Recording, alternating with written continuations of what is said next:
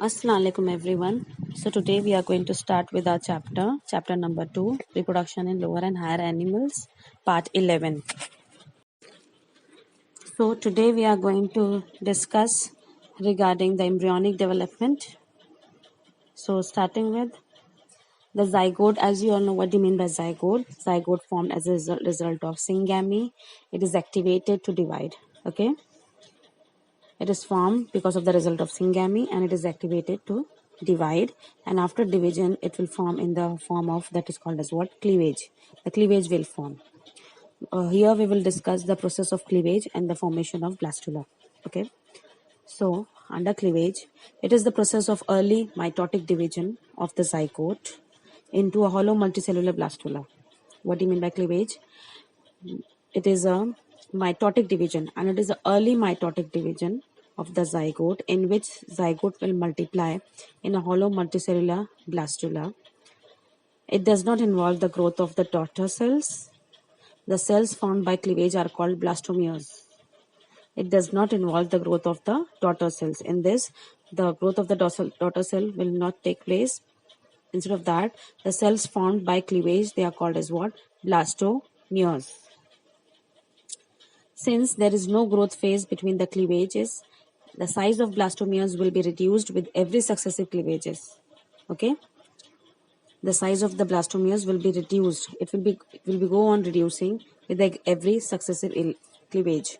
With every successive cleavage means when there is a 2-cell stage or 4-cell stage or 8-cell stage, it will go on reducing with the size.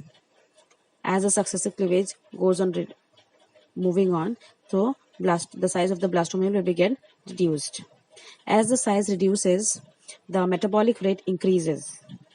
Subsequent cleavages are thus faster than the earlier one.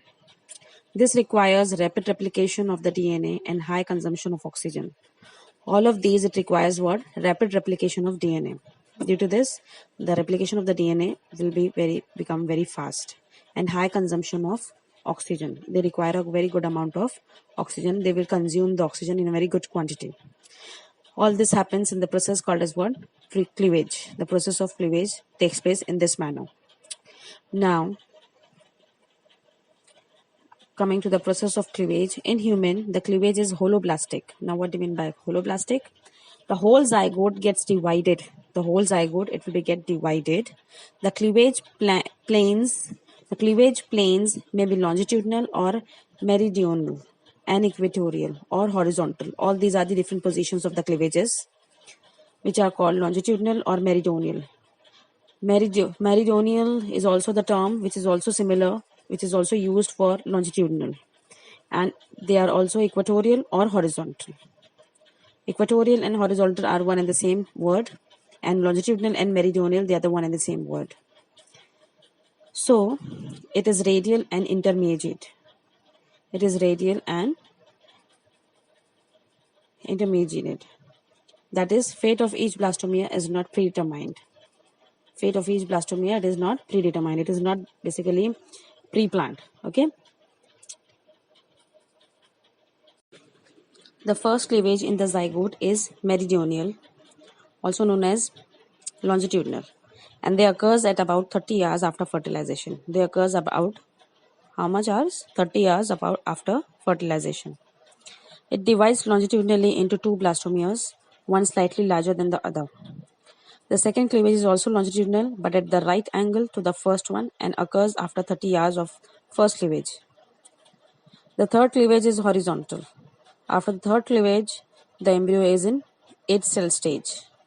All this you all can see in the given picture, in the given figure over here, and you can understand how the cleavage formation takes place and how the zygote develops into the 2-cell stage and into the 2-cell stage or a 4-cell stage or the 8-cell stage. Okay.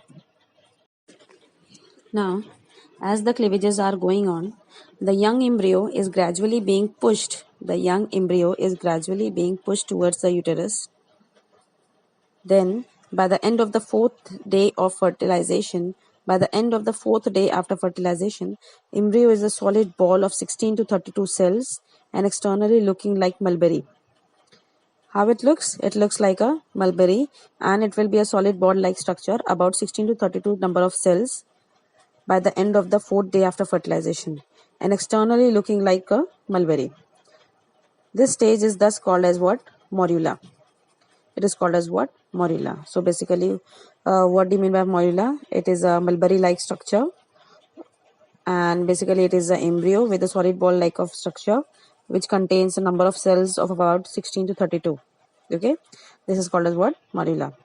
The morula shows cells of two types. It contains two types of cells: smaller, clearer cells towards the outer side, and inner cell mass of the larger cells. The cells are compactly arranged. They are over here in morula. The cells are compactly arranged. Till the formation of the morula, the zona pellucida is retained around the embryo, and thus there is no change in the overall size from zygote to morula. Just because of the zona pellucida, it is retained around the embryo, and thus there is no change in the overall size from zygote to morula.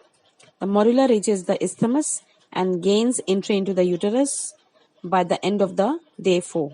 So this is what all happens after the 4th day after the fertilization. How it goes and how it reaches to the isthmus, and then how it gains the entry into the uterus by the end of the day 4. Now here we will study in the next stage, that is called as what? Blastulation.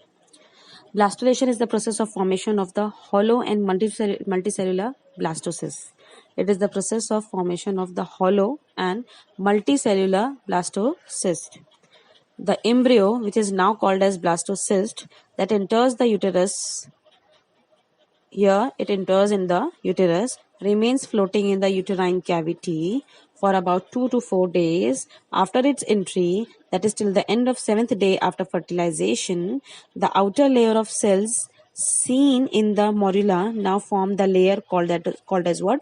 Trophoblast. Okay. Then cells from the trophoblast, they begin to absorb the glycogen-rich uterine milk.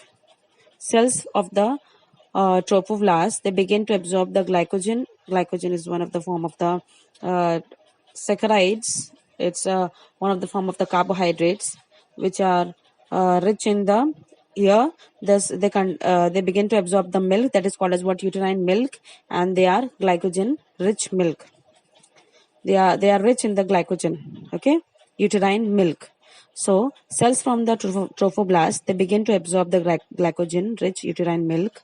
The blastocyst doubles in size due to the absorption of the glycogen.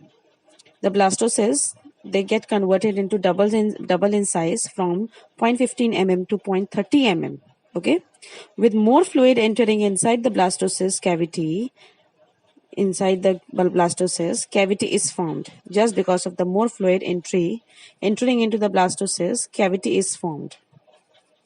These outer cells become flat. These outer cells, they become flat and are called trophoblast cells, since they help only in absorbing the nutrition for the developing embryo. So they are called as what? Trophoblast cells. The inner larger cells from inner cell mass or embryoblast, the embryo proper develops from the embryoblast. These remain attached. Okay. What happens over here? It remains attached to the trophoblast on only one side. The trophoblast cells in contact with the embryonal knob, and these knob are called as cells of Robber. Cells of Robber. At this stage, the blastocyst shows polarity. The side with the inner cell mass is called the embryonal end, and the side opposite to it is the abembryonal end. By the end of the 7th day, the blastocyst is fully formed. By the end of the 7th day, the blastocyst is fully formed. It is now ready for implantation and gastrulation. Now it is ready. The blastocyst, by the end of the 7th day, it will be ready for implantation and for the further process that is called gastrulation. The function of zona pellucida is to prevent the implantation of the embryo at an abnormal site. What is the function? Many times it happens that it will come for the 1 mark question also, that what is the function of zona pellucida. So the function of zona pellucida is to prevent the implantation of the embryo at an abnormal site. Otherwise, it will be very harmful for the upcoming embryo or the zygote. It does not expose the sticky and phagocytic trophoblast cells till it reaches the implantation site, that is within the uterus. Hence, zona pellucida now ruptures. So here, what it happens over here. Here you can see how it happens and what happens over here. Now coming to our next topic, that is called as what? Implantation. The blastocyst after its formation gets implanted or embedded. Implantation means getting embedded or getting perfectly attached to something. That is called as what? Implantation. So the blastocyst after its formation gets implanted or embedded into the endometrium of the uterus. Into the endometrium wall of the uterus. The blastocyst will be get formed and it will be get implanted into the endometrium of the uterus. This process usually begins on the day 7 after fertilization, and by the end of the 10th day, the embryo is completely buried inside the endometrium. By the end of the 10th day, the embryo is completely buried inside the endometrium. The embryo usually implants in the region of the fundus of the uterus. This is the actual position where the embryo gets implanted. So it will be get implanted or embedded in the region of the fundus of the uterus. All these are the different parts of the uterus, that is called as what? Fundus. In the process, the embryo attaches itself by its embryonic pole close to the endometrium. The trophoblast cells of the animal pole have the power to stick to the uterine wall. Rapid division of the trophoblast cells lying against the embryonal knob takes place.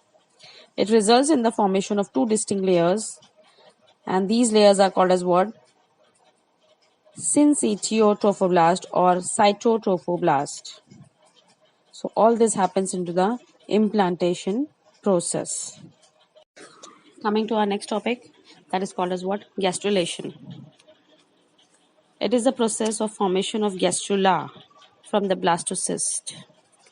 In the gastrular stage, here the rate of the division or the rate of the cleavage will be slowed down. It will slows down the rate of cleavage or the division. Okay, and it will occur after the 8th day after the 8th day of the fertilization. The gastrulation will take place after the 8th day after the fertilization. On the 8th day after the fertilization. Okay. Then there are two important events that take place actively for gastrulation process. First one is differentiation of blastomeres, and second one is morphogenetic movements.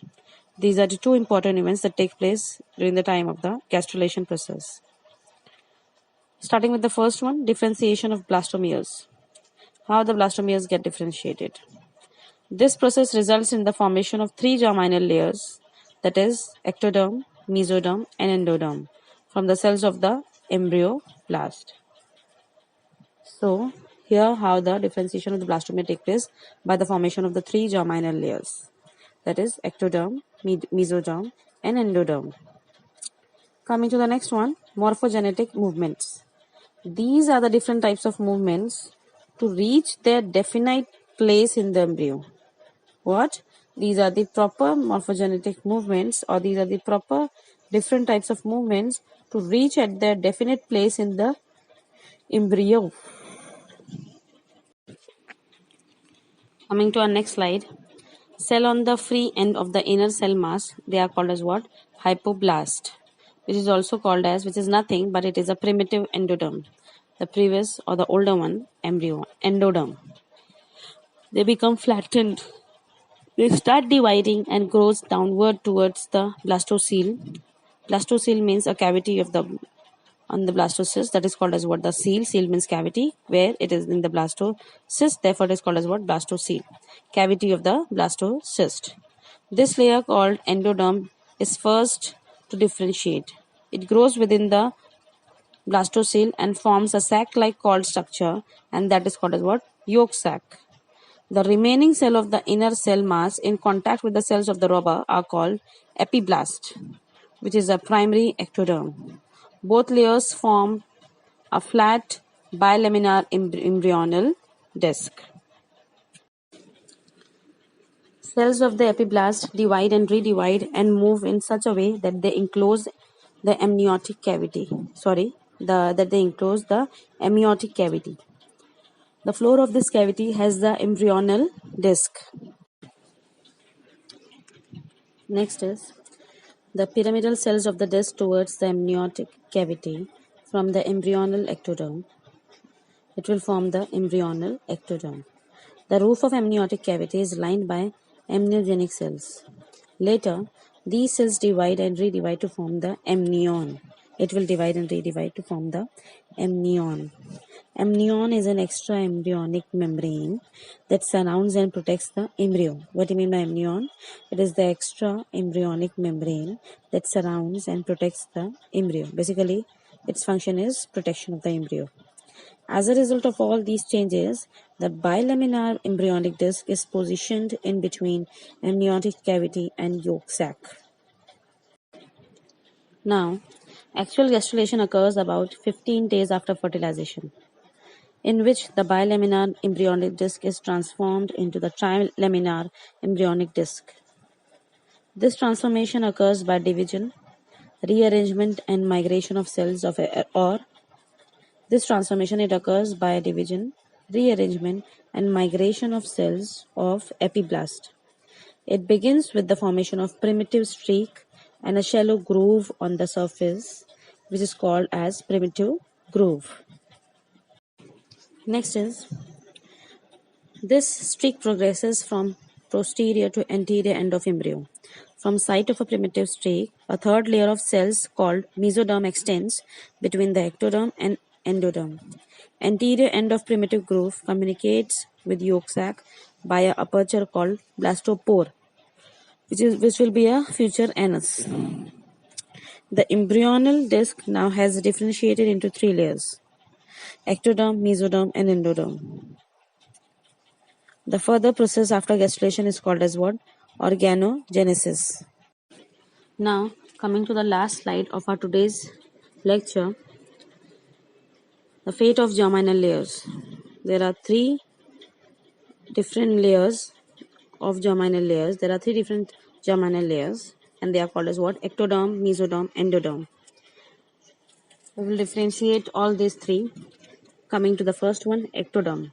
Ectoderm give rise to epidermis of skin, hairs, nails, sweat glands, salivary glands, mammary glands, lacrimal glands, sebaceous glands, cornea, lens, retina, conjunctiva, nasal epithelium, enamel of teeth, internal and external ear, foregut, hindgut, adrenal medulla, anterior and posterior pituitary, pineal gland, entire nervous system. All these are the different parts which come into origin, which brings about just because of the ectoderm. Ectoderm give rise to all these different parts of our body. Epidermis of the skin, upper layer of the skin. That is called as what? It means what? The upper layer of the skin. Hairs. Epidermis of the hair means upper part of the hair, upper part of the nails. Sweat glands.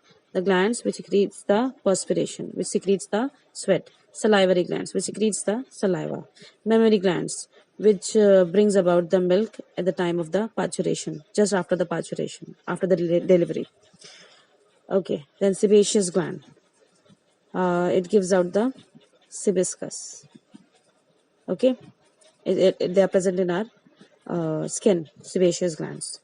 Cornea, it is part of the eyes. Lens, it is also is part of the eyes. Retina, conjunctiva. All these are the different cornea, lens, retina, conjunctiva. All these are the different parts or the portion of the eyes. Nasal epithelium means the nose epithelium, the nose, outer covering of the nose. Enamel of teeth, the outer covering of the teeth. Internal and external ear, the internal part of the ear and also the external part of the ear. Then foregut, hindgut. All these are different portion of the intestine. Adrenal medulla, this is the part of the brain. I'm so sorry. Adrenal medulla, it is a part of the kidney medulla, the middle portion of the kidney, renals. Okay, above the kidney there is adrenal gland, and that adrenal gland, it contains the medullary part, the middle portion part. So that also comes into origin just because of the ectoderm, or ectoderm makes the adrenal medulla also. Then anterior and posterior pituitary gland. Pituitary gland is the one of the master gland. Earlier it was called as was a pituitary gland is the master gland, which is situated in the midbrain. Then pineal gland, entire nervous system. All these are the different portion. All these are the different parts of our body, which is just originated, which comes into existence just because of our ectoderm. In short, I just want to say that ectoderm give rise to all these different parts of our body, what I have just said right now. Coming to the mesoderm. Mesoderm forms all types of muscles except the iris muscles and ciliary muscles of the eye, which originate from the ectoderm. Iris muscle and ciliary muscles, these are the muscles of the eye which they originate from the ectoderm. Otherwise, all the different types of muscles, they originate from the mesoderm. Basically, this is the middle layer. Then connective tissue is also formed from the mesoderm. Dermis of the skin, adrenal cortex. Now here adrenal cortex, the renal cortex. Then heart, blood vessels, lymphatic vessels, middle ear, dentine of the teeth, the proper arrangement of the teeth, urinary and reproductive ducts, gonads, kidneys, sclera and choroid of the eye. All these are the different parts of the forms of the all these are different parts of our body which forms due to the mesoderm, or mesoderm forms all these different parts of the body. Coming to the last part of our today's lecture, that is endoderm. Endoderm develops into epithelium of midgut, glands of stomach and intestine, tongue, tonsils, lungs, trachea, bronchi, larynx, urinary bladder, vagina, liver, pancreas, thyroid gland, parathyroid gland, thymus gland, eustachian tube. Eustachian tube, basically they are situated in the ear, and epithelium of the urethra, lining of the middle ear. So these all are the different parts of our body which comes into existence, which develops due to the endoderm. Thank you all. So now in the next lecture I'm going to discuss all the remaining part of our chapter. Thank you so much.